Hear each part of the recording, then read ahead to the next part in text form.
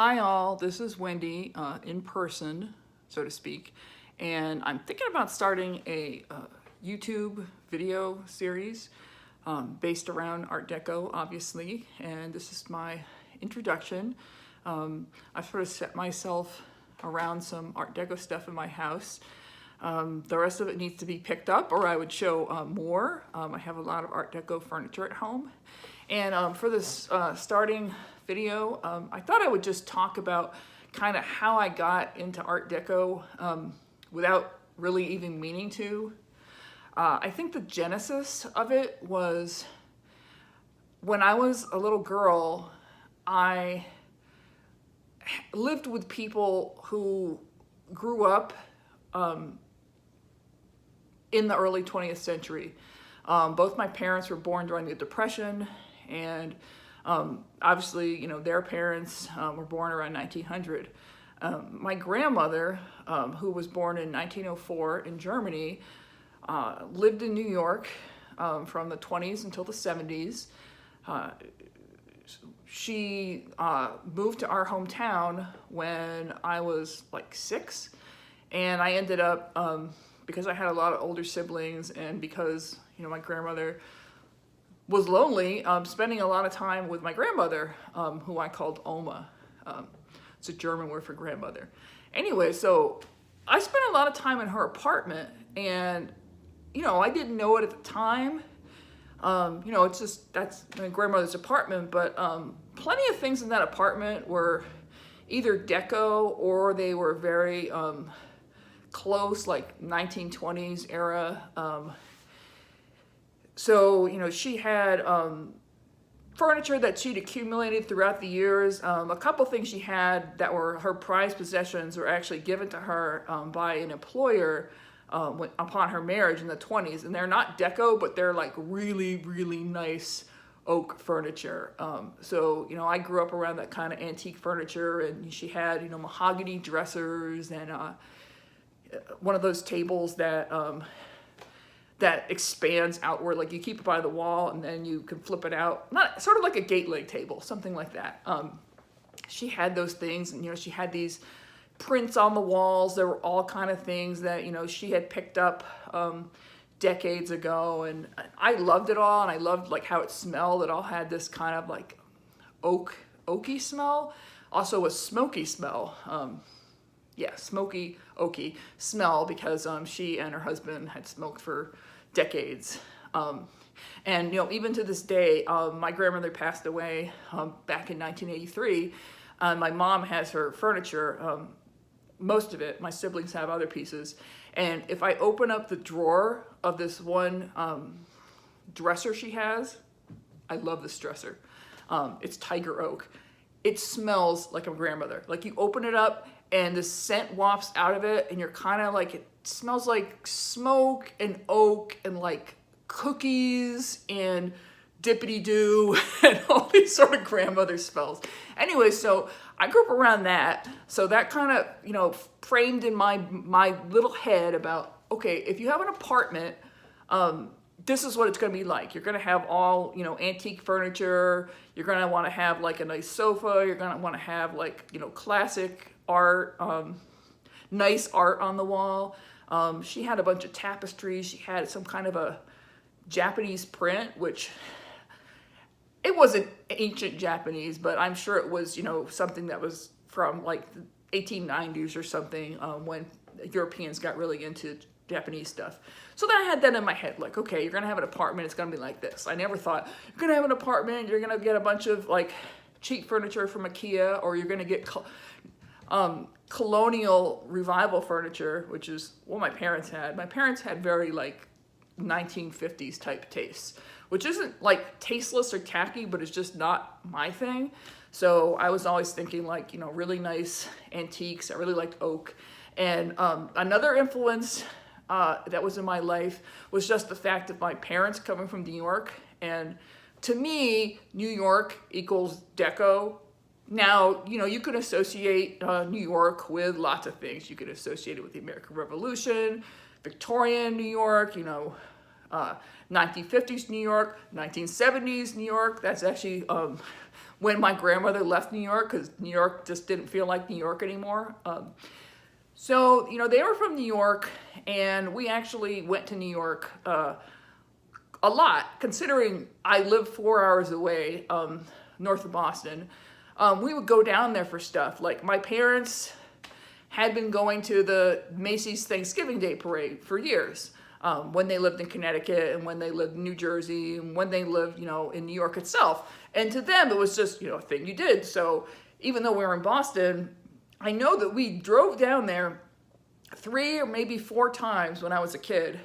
We drove down to New York and we stayed at hotels in Times Square. And this was before Times Square was nice, so you could get like a, old hotel that had like 10 layers of paint on the wall, and it was cheap enough that, we could rent a couple of rooms, my whole family could stay there.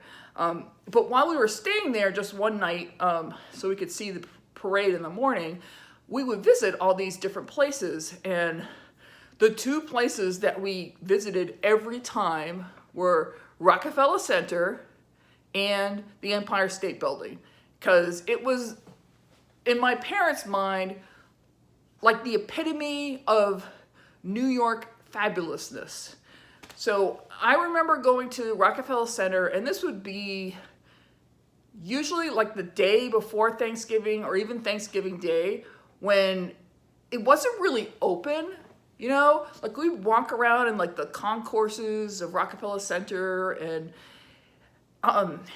like there weren't really shops open, but we could still look at it. And, you could see the skating rink, and we'd see the trees, and we'd see all the, decorated angels, and, this stuff, even when they redo it new, you're completely surrounded by Deco on all sides. The low rises and the high rises and the RCA building, all that stuff. And, my parents would both talk about how when they were kids, back in the 30s and 40s, and when they were teenagers, going to Rockefeller Center was this big deal, because you could go to you could go to the Radio City Music Hall, you could go skating, you could go visit all the places where the big radio shows came out of, because NBC's there, so there's NBC studios, and radio is what my parents grew up on. So this to them was just like super classy, amazing, fantasy, which is what it was designed to be. But that was my impression. Like, Art Deco was amazing. My parents think Art Deco was amazing, so that was sort of just in me. And then another place I mentioned, we went to Empire State Building. Now, weirdly, the thing that always impressed me about the Empire State Building was not like, okay, yeah, it's really, really tall, and you can go up and see that amazing view, which is scary, but I enjoyed the view. I love the lobby of the Empire State Building. I remember, now they have the line done a little differently, but it used to be, you would line up, and you were actually sort of like lining up in the lobby. So as you were waiting, you would see the amazing lobby.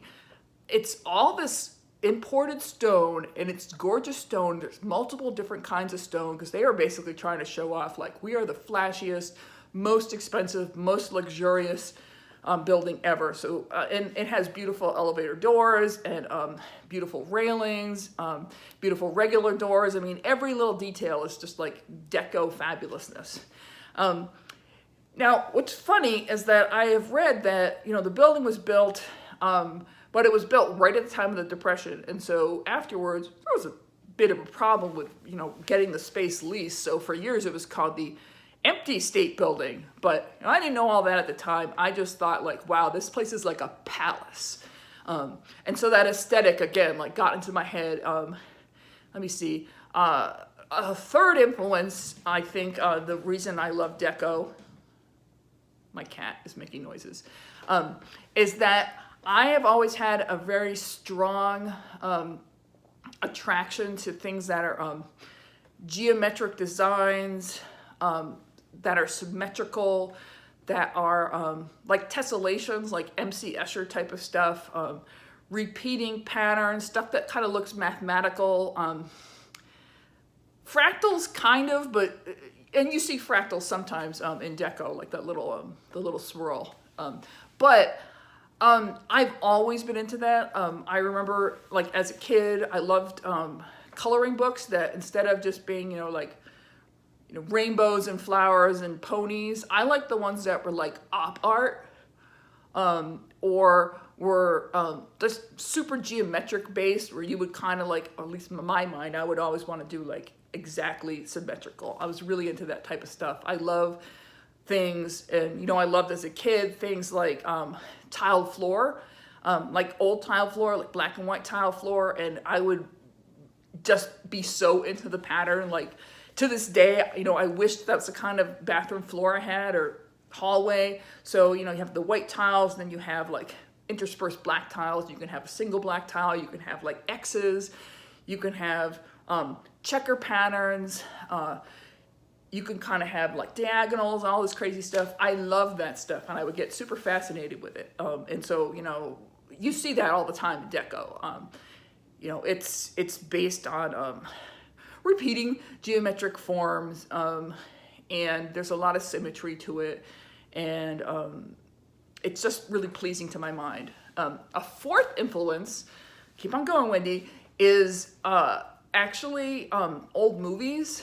And so, like I said, my parents were born in the 30s, and they, started going to movies at a really young age. At that time, people used to go to movies like every day, or they'd go on a Saturday as a kid, and you could see like 5 movies for the price of 1 ticket, because you get like your A movie, your B movie, your cartoons, your newsreel. So they took in all these movies, and the movies that they both really liked were musicals. So I ended up, as a kid in the 80s, watching all these RKO and MGM musicals. And I watched them having like no idea that these were like old, okay? Just like I watch all the Bugs Bunny cartoons, and I thought that they had been made in like the 70s. Like, I didn't know they were old, and I didn't know that this isn't what other kids watched. So I was watching like Ginger Rogers and Fred Astaire and Busby Berkeley and all that stuff, which is like Deco to the max. I watched like Top Hat, and they're inside those that scene, what is it, the Piccolino scene. I don't know if that's in Top Hat, but there's the Piccolino scene, which is like this weird Deco version of the Lido, okay? It's insane.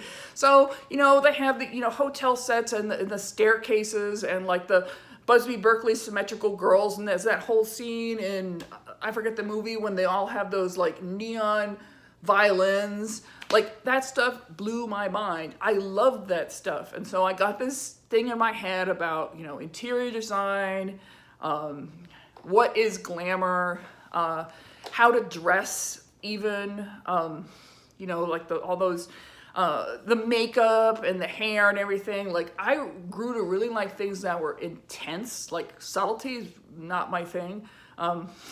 So I'm like, I want to have like Technicolor lipstick. And going along with this is the fact that my favorite movie then and now is The Wizard of Oz. I started getting into that when I was like 3. Like, my earliest memories are, seeing it on TV. It used to come on TV every year, and I got so jazzed up by that. There was a lot of factors to it, and I could go on about those, but there's a lot of Deco in that movie, especially Emerald City. Emerald City is crazy. Emerald City is like those, giant, I don't know what they're supposed to be. Like, is it like a biodome, or what is it? But it you look at the far away shot of the city, and it's like, oh, this is like, Deco fantasy city. And then you go inside, and the whole scene where they're going through the spa, and like, it's like a 1930s barbershop and spa, and I don't know, the whole thing. Just, seeing that and seeing a movie that's like the thing that makes me the happiest in life, and it's Deco, kind of like reinforced that in my head. So I kind of, grew up loving Deco without really knowing that I love Deco. And maybe in a further segment, I'll explore the fact that I was always into all these Deco buildings and styles, and taking pictures of it. And I ended up buying all this Art Deco furniture, and then it took me, I don't know, it took me till I was probably like 35 to realize that I really liked Art Deco and this was a thing. And then I realized I knew a lot of stuff about it, and I started getting obsessed with it, and I started up this blog. So that's my background, and in future segments I can do things like talk about specific subjects, or talk about furniture, or I can put together lots of slides about a particular place I visited.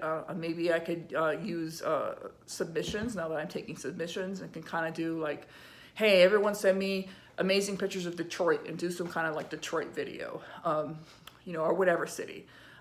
Deco in India, Deco in Shanghai or Indonesia, or Paris, or in Budapest, or whatever. So this is the first video. I hope you like it. I know it's long, but I talk a lot. So thank you all for watching.